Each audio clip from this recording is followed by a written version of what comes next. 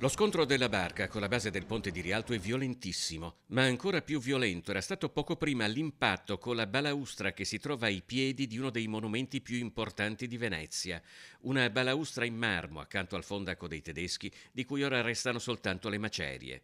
Sono passate da poco le 11 quando una giovane, si saprà poi una ventenne che vive di espedienti nell'entroterra veneziano, si mette alla guida di un mototopo, l'equivalente a Venezia del furgone da trasporto in terraferma.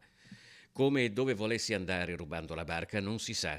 I danni che ha provocato la sua imperizia al timone sono invece enormi. Per Giovanni Giusto, consigliere comunale ed esperto di Venezia, ma anche marmista restauratore, una ferita all'anima della città. Il dispiacere è enorme, ma almeno le parti in cui ero intervenuto 8 anni fa, perché l'ho restaurata, nel 2008 l'ho restaurata, se non sbaglio, va bene, hanno tenuto. In effetti si è rotta laddove in realtà l'elemento non era già stato consolidato, ma le rotture sono nuove, come quella che vediamo al centro del braccio che tira verso, perpendicolare verso la fondamenta, ma anche quella esterna, perché la frattura che era stata consolidata ha tenuto, si è rotta 10 cm più avanti. Secondo una prima ricostruzione, il mototopo era attraccato di fronte a dove poi è avvenuto l'incidente, all'altezza della Corte dei Conti.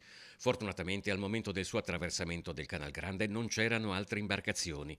Resasi conto dell'impossibilità di governare il mezzo, la giovane, già nota alle forze dell'ordine con un daspo di 3 anni da Venezia, è scesa per essere arrestata poco dopo. Credo che sia proprio un degrado sociale, ma non solo di Venezia, diciamo in tutta Italia.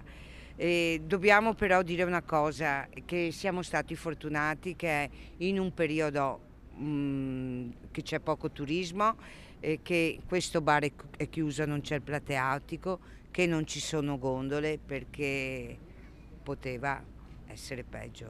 La notizia è rimbalzata anche in Consiglio regionale e quello di Monica Poli è un punto di vista condiviso anche da Jonathan Montanariello. Il consigliere PD è stato pilota di mezzi pubblici a CTV e conosce bene il traffico in Canal Grande. Fortunatamente sono andati addosso dei manufatti di pietra, ma immaginiamoci se ci fosse stata una barca di più piccole dimensioni e gli andava addosso. Oggi saremmo qui probabilmente a commentare una tragedia. Sott'acqua, adagiato sui gradini, si intravede un marmo fortunatamente ancora intero. Ora comincerà la fase di recupero e restauro, cercando di mantenere il più possibile dell'originario. I costi si prevedono sostenuti.